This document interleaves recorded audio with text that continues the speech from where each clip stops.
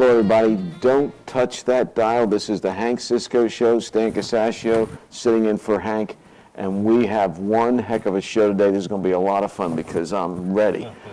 We have Louis Pagan, we have Louis Roche, and Manny Strong here. These men have been involved in celebrity boxing, wrestling, all these items through here. And here's one thing we just want to set the record straight. I'm just letting you guys know this. A couple years ago, Hulk Hogan was on a talk show, and he did a sleeper move, a sleeper hold on the talk show guy, I forget who it was, and knocked him out. I'm not challenging you. I believe all those holds are real. So no sleeper moves. I'm not allowed to be thrown on the table or anything else. My wife would get very upset. So please be nice. Anyhow, so I'm going to start with Louis Roche because he's known as the Latin lover in some circles. But anyhow, Louis, you're from Puerto Rico. Yes, sir. I'm from Puerto Rico. And when did, tell me a little bit about where you came from in Puerto Rico, a little bit about your family background, things of that nature. What was your growing up like? Okay, I'm from a town in Puerto Rico called Vega Baja. Vega Baja? Vega Baja. Okay. That's north of the capital, San Juan, maybe like 15 minutes. I was born in Arecibo, Puerto Rico, raised in Vega Baja. I stood in Puerto Rico until I was like maybe 15 or 16 years old. So you were in Puerto Rico until you were 15, 16 years old? Yeah, 15 years old. And then came to the mainland? I came to Philadelphia. Philadelphia. To Philadelphia. Did you have family up here? Is Yes. that why you came up? Yes, all my family. I have family that live over here maybe since the 40s. They were born over here. But by my father's side, by my mother's side, everybody's from Vega Baja, Puerto Rico, and Manatí, town called Manatí. Okay. So what did your parents do in Puerto Rico? What was what did your father work down there? What type of work did he used to, when he was young, he used to do a little wrestling. Oh, so he used to do a little wrestling, and he used to do, he studied a lot. He was a mailman. He had so many jobs, but at age of 34, he have some brain damage. So. At 34 years old? 34 years old, so that had to be tough on you growing up. I was little, so I was, like, honest, I seen my father always in my house, so I didn't see him working. So you never had really were involved with him when he was active? Yeah, active, yeah. Yes. Yeah, he was a great father, a great father. Yeah, he raised us pretty well, but, never seeing, So Louis, tell me about yourself. You were also from Puerto Rico. Yeah, I'm from Puerto Rico, from Ponce, Puerto Rico. And where is that located in relationship to the south of Puerto Rico. So from the capital city, it's about how like far? 2 hours. 2 hours away from the capital San Juan. city. San Juan. San Juan. Yeah. Yeah, I remember the fort there in San Juan. It's it's like going back in time when you go there. You can imagine the pirates coming around the corner and stuff like that. Yeah, now it's the old San Juan. They call it the old San Juan. The old San Juan, yeah. Yeah. So let me ask you this, Louis. So how long did you were raised in Puerto Rico? When did you come to the mainland? Actually, born here in New York. Oh, you were born in New York. Yeah, Bronx, New York. At age 5. My aunt take me from the foster home because I was given an adoption in foster home. So she take me out from the foster home at 5 years old and bring me to Puerto Rico. So since 5 until I was like. So your aunt took care of you?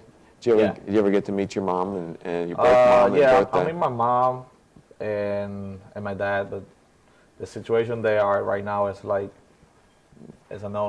No, I got you. My dad and my mom is my aunt and my uncle. They was the one. They're the ones that gave you the love and got you in the right direction and stuff like that. Right now, my dad is in bed with Alzheimer's. So this is your uncle. My uncle, yeah. Your uncle is the final step right now. So yeah. Everything that I'm doing in my career is dedicated to him and he was a good man too. He was like.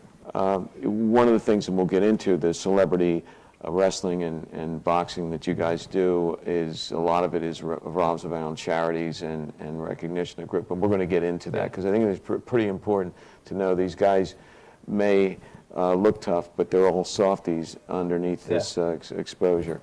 So now we turn to Manny Strong, who, when you look at him, you say, man, this is a professional. I'm used to Hulk Hogan and these guys, and I'm looking at Manny Strong. But I heard Manny said that he could take Hulk Hogan on.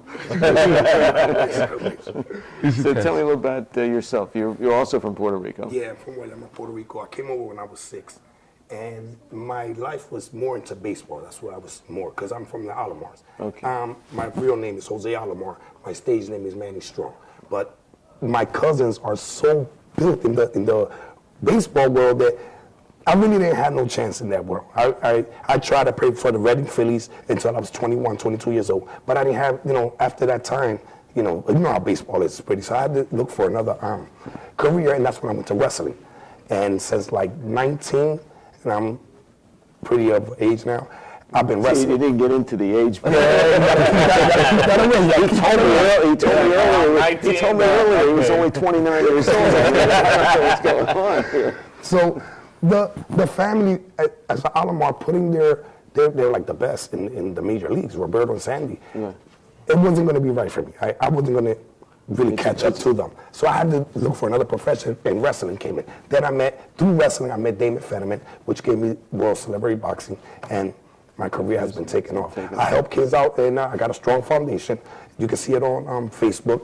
I also... Well, why don't you, and all of you have these foundations that you do. What's the name of yours? The Strong Foundation. Strong Foundation. I'm also connected with the Foundation Committee, Benefit the Children with St. Christopher Hospital. Okay. So we do a lot for kids. Like we give out book bags. We're doing bikes this year for the summer.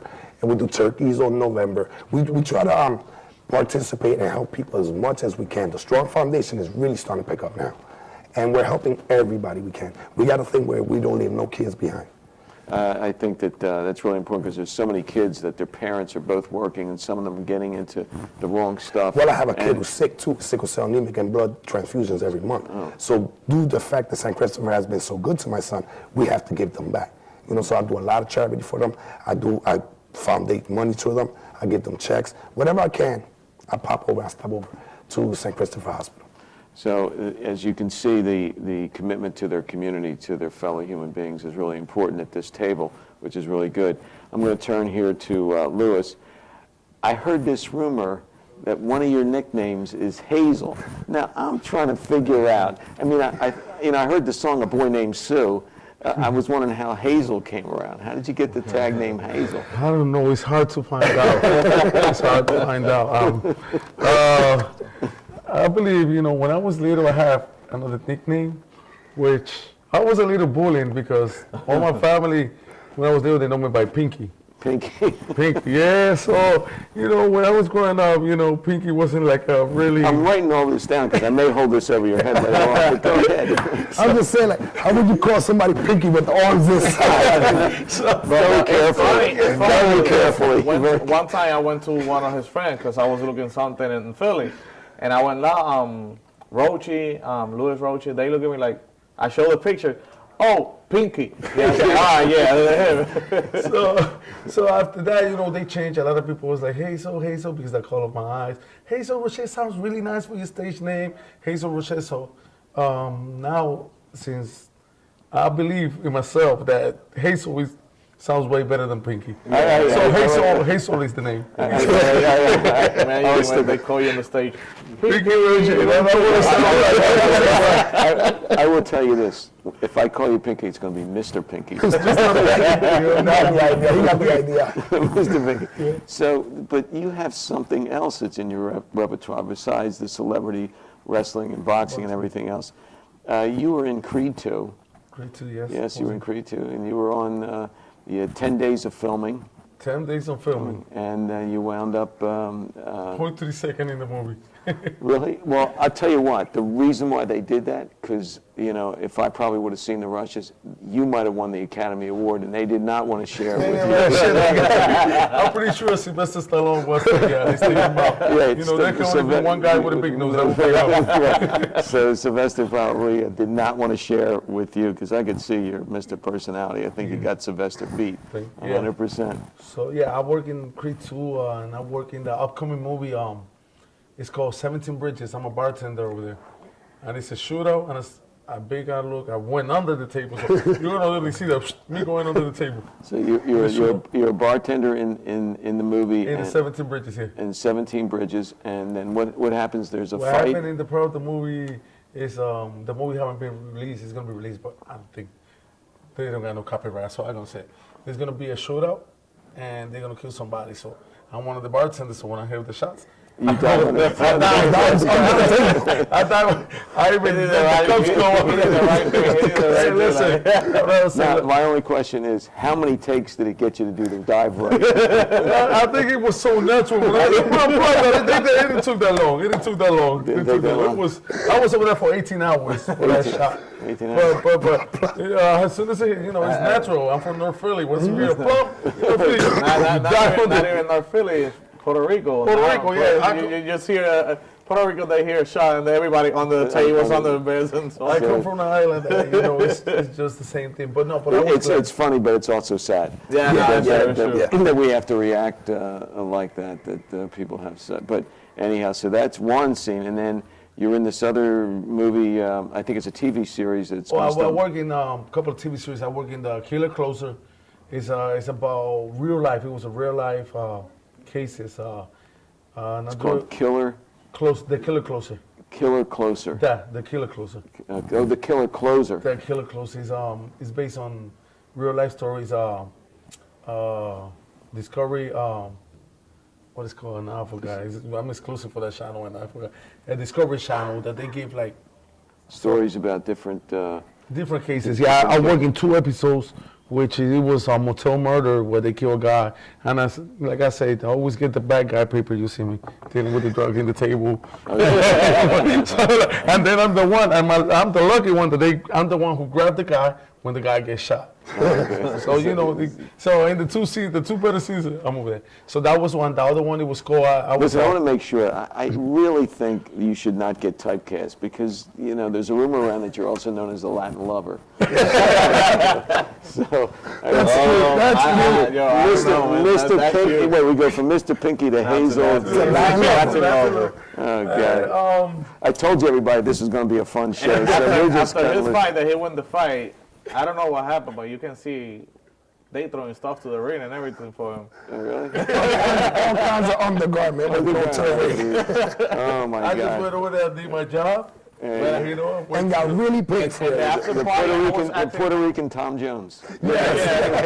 and the after party, I was acting for Roche. Where's Roche? Where's Roche? Nah, don't worry about Roche.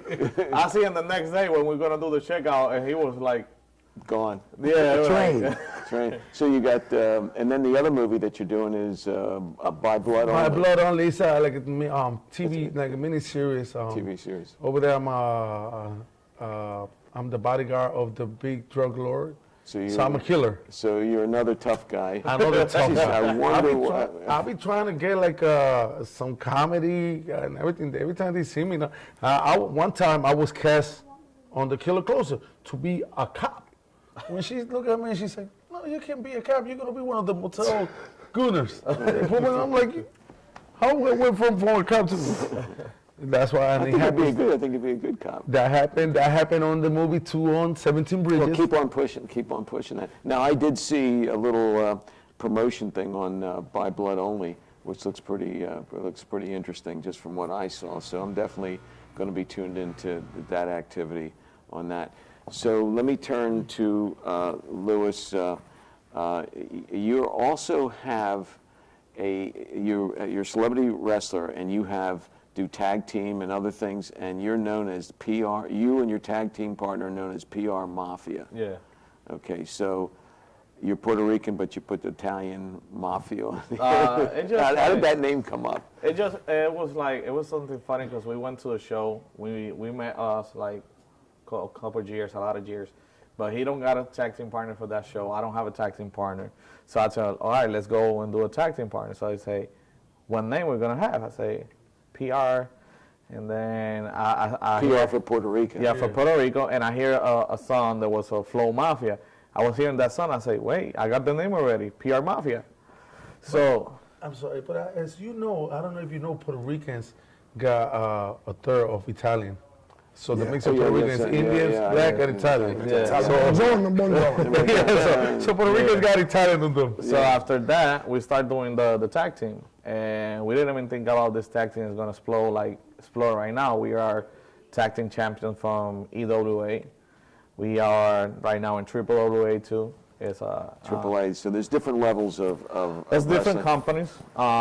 So right now we with the Triple OWA, we got our anniversary next Saturday, April 13th, and we're facing the Erican Brothers for the tag team titles inside of the steel cage. Inside a steel cage. Yeah.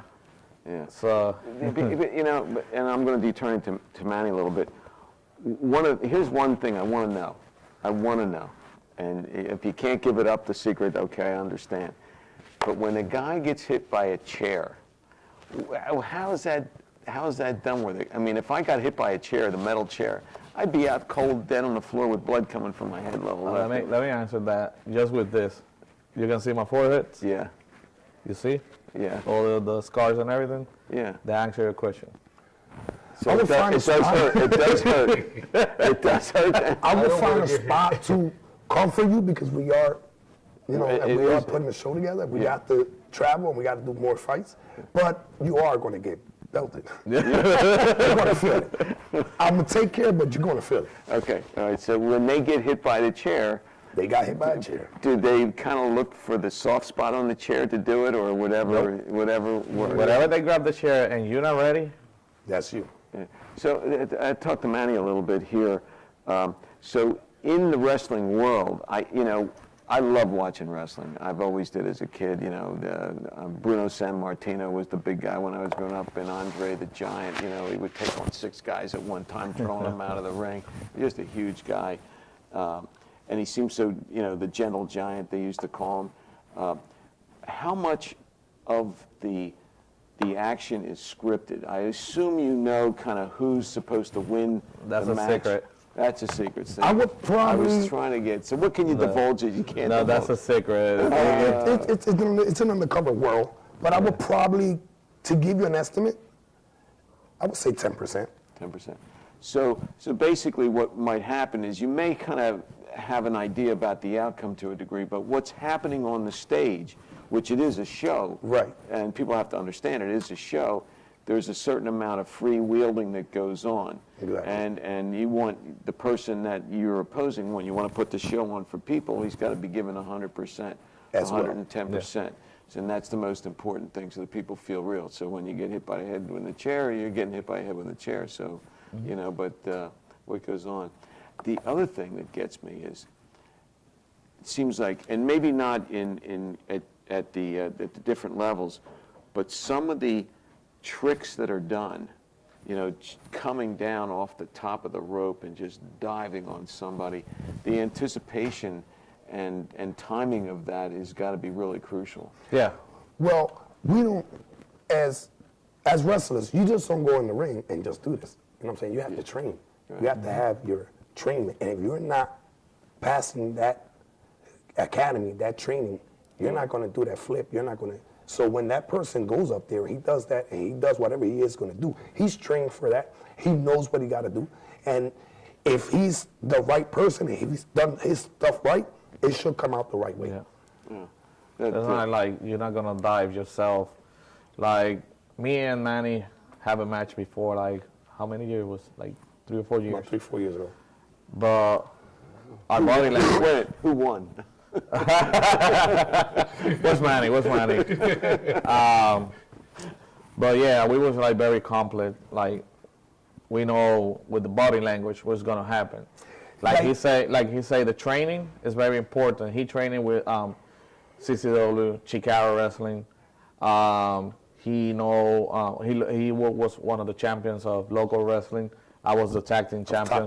Top rope champions. I was the tag team champions in there. See, like when we wrestle, we wouldn't have to sit there and choreograph it. You know what I'm saying? We could just look at each other and say, "I'll see you in the ring," and That's we it. know what's going to happen in the ring. We know each other, so it's Yeah. easier to work. You with. know his most exciting moves that he does. Just body And he language, knows the body most language, exciting. yeah. So you're going to expose both those exciting moves with each other and give them the opportunity to show those moves, whatever that But particular. the injuries come still with that. Yes. Still that we know like our body language, injuries coming. Like me, I got my left knee. He was on one of my matches when I injured my left knee. I got 2 surgeries in my left knee. I got my right ankle. Right now it's injury messed up in my last match. So now's the time I should take you on. And, You know what? the adrenaline I've when been you go seeing- inside of the ring, you don't feel no pains, no nothing. That's why you. But it's also a toll on your body. You understand? Yeah, I'm Because sure. we get beat up. We get just some people like me. I don't do no pills, no nothing. I just Yeah. take the body beat down and go to the next show. And it wears on your body. You know what I'm saying? I mean, he got his ankle beat. How long can he keep going like that? Yeah. You understand what I'm saying? So it's pretty hard, bro. It's pretty hard. And this is what we do. Especially when you got to like entertain. Friday, Saturday, and Sunday wrestling the whole weekend. Like you got right here in Philly, and you had to travel all the way to West Virginia, all the way to Maryland. Then they Like, tell you, take Monday off, but Tuesday we need you back here at such and such place. Wednesday you got to be such and such place. Thursday. I would assume the field that you're in, the 3 of you that are in, is probably not everybody wants to be in that field, and I would assume that getting people that really can do the right stuff in a ring and creates excitement. we tried to for put the Roche crowd. inside of the ring now. That's his next goal. Well, I'll tell you this. I've been training in the gym, and I've seen kids come in. Give the donation to the train. I'm going to start coming. Go to train one day. I've never seen them again.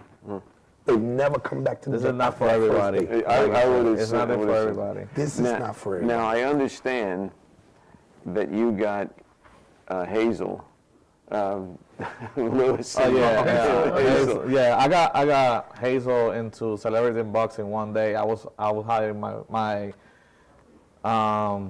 championship match, my championship fight against Tony Fosco, and I tell him like he was in the locker room. He was like desperate. He was like, all right, I want to do something. I want to do something. What I can do?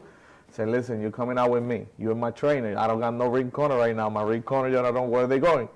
So I put the Puerto Rican flag on it, and he went to me to step in the ring. After that was a brutal in the last minute. Everybody, my corner, the other guy corner, So getting it's kind of a free for yeah, yeah.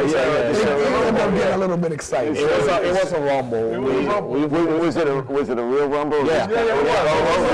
So there was some bad feelings that happened. Because like right Shoot, there. I wanted to see that one. Because right was in the middle. right down Philly, you got like, and we like this guy, and I don't got nothing on the Italians, but this guy was Italian, but he was a big mouth. So in the press conference, he was talking about a lot of stuff about Puerto Ricans. Throwing trash out. Yeah. So after the fight, so he take a illegal punch on me, so they stopped the fight. So the people want to see the fight, so both corners get involved in the ring and fight for real. Got a little bit heavy. Did you dive under the table then? So that guy said, "Oh, I want to fight your trainer because I'm gonna beat you like I beat you up." So I hit Lewis like, "Lewis, I got your opponent for celebrity boxing." He was like, "Who is this?" I say, "Tony Fosco." Listen, and this is something fun and this is something real. Last fight, Tony Fosco don't want to face him. No. No.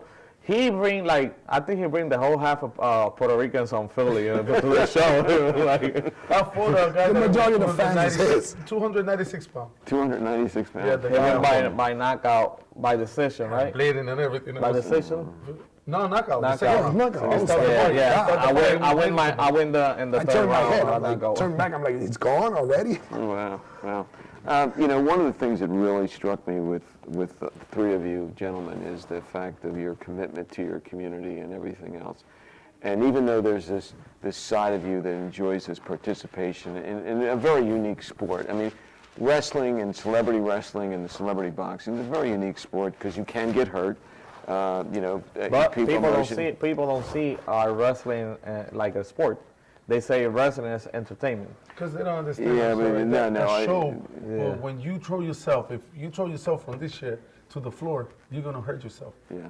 So you have part of it is a show, but I see it as I've always recognized it as a sport because you cannot do what you do unless you train like an athlete for that type of stuff. Before you step in the ring, but in Puerto Rico, I started training in Puerto Rico.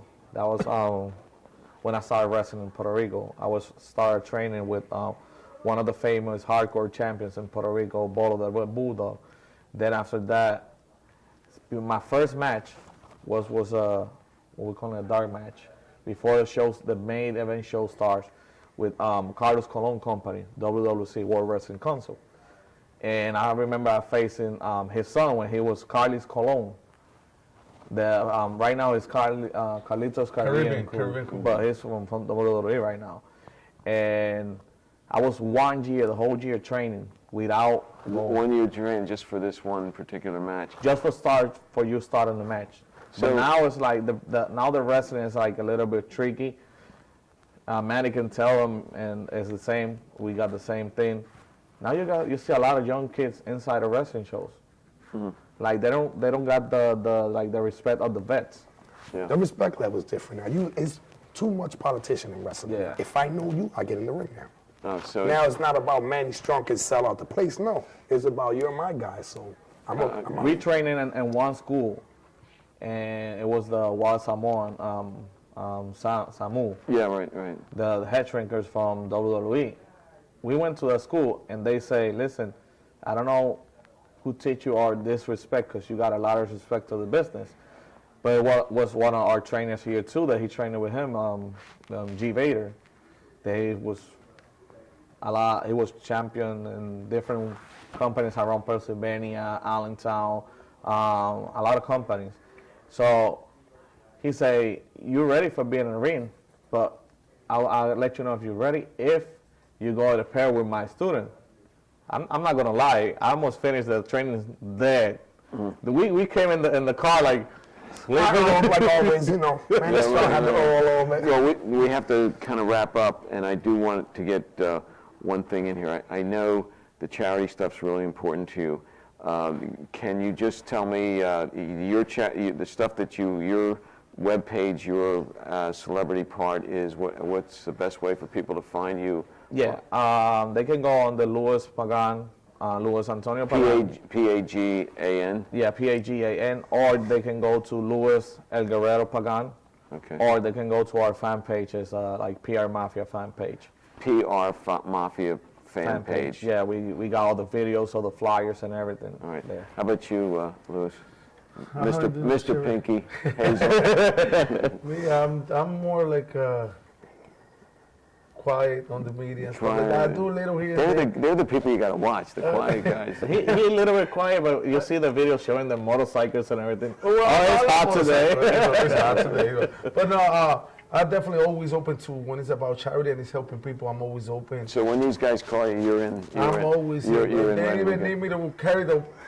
Whatever you need. Listen, I'm over there for you guys. Whatever you need. As long as I don't get hit with a chair, you know what I mean? I'm too Well, I'll tell you, if I produce a movie, I'm going to make you the love interest. The Strong Foundation on Facebook, or you can see me, Manny Strong, too, on Facebook. And charities go for 70-30, I think it was. We don't do that. Our charity is 100% charity. So whatever we give everything right there. We don't take nothing. Ladies and gentlemen, these are great guys who love their communities, have a lot of fun doing it too. And as you can see, we had a blast today, and it just went so fast. So thank you. We'll see you next week. This is Stan Casacio for Hank Cisco. Have a great day. And don't forget, it's not how many times you get knocked down. It's how many times you get up. Right. Thank you.